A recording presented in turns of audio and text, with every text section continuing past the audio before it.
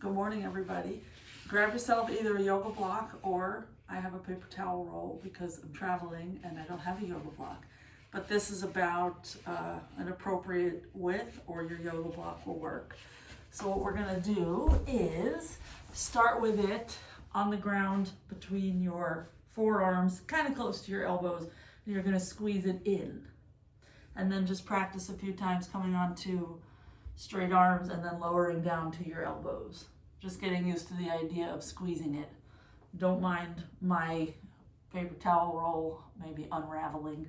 I'm just gonna have little imprint circles on each arm when we're done, I hope. So just get used to this idea of squeezing your elbows in. Then we're gonna keep doing that. We're just gonna sit on our butts or on our feet, however, and you're just gonna bring your arms out in front of you and do fists and extensions. I'm just walking closer to the camera so you can see it. But we're gonna do this for a little bit and you're gonna get a little bit tired, so I'm just gonna talk while you're doing that. So what we're doing right now is strengthening our fingers, our hands, our wrists, our forearms, all at the same time. And I'm already tired, but when we go to arm balances, because this is gonna be a Bakasana situation, but it's true in all arm balances, we need to work our fingers a lot.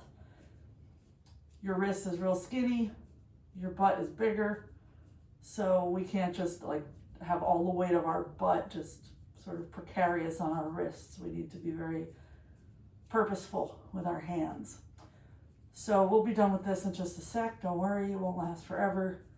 But you feel how your forearms right now are kind of burning. So you want to have some activity in those forearms when we're in our arm balances. They're not just kind of chilling.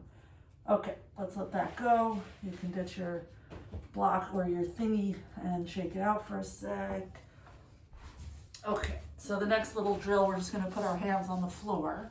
This cat that I'm staying with is now destroying the paper towels. So I'm gonna take it away from her and I'm gonna zip it away in a bag because she's a little hoodlum. Okay, as I was saying, so we're gonna be in a tabletop and I'm gonna press into my finger pads a lot. And I'm gonna pretend that someone is gonna come around and try to lift my fingers. Then I'm gonna be that someone that I was just pretending about. So lean more into your left hand, take your right hand up and try to peel your fingers off the floor. Just go from one finger to the next, just checking in that like, okay, my fingers are responding to this threat of trying to lift them up.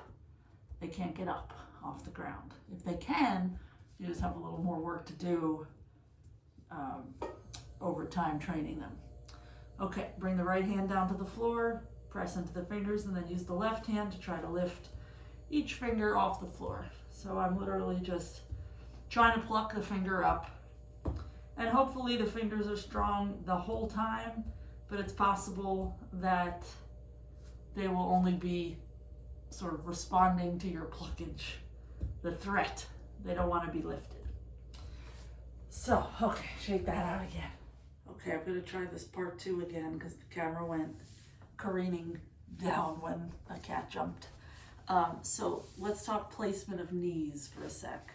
You could go knees into the armpits for Bakasana, or you could go knees just outside your upper arms.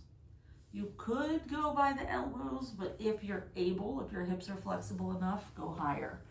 So what I like to do is start in some kind of squatting position like this, open the knees a little bit, lean forward, and then clamp the knees onto the arms so that there's no flying away. There's that midline squeezing, or in the armpits works too. So now you need to find your finger strength. So either start squatting or knees don't have to be that bent, doesn't matter.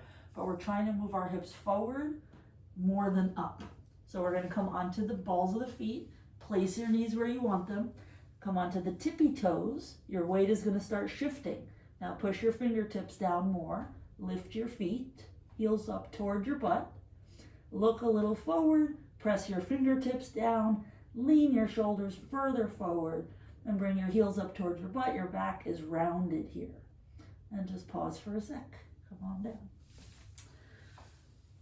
For a little wrist stretch, one thing I love is knuckles in, elbows can come down, just to feel something different in your forearms. You could also link your fingers and do little swishy swashies and go the other way. So when you're doing things like this, don't get too obsessive. Just do it a little bit, try it again the next day. So either just keep repeating that, or if you want to go further, then we're going to take it up to headstand. So I just want you to see the difference between where my butt is. The concept is all the same, so it's going to be a really short video. You put your knees where you want, you're on the balls of your feet. You start to come onto the tippy toes, your weight is shifting into your fingertips.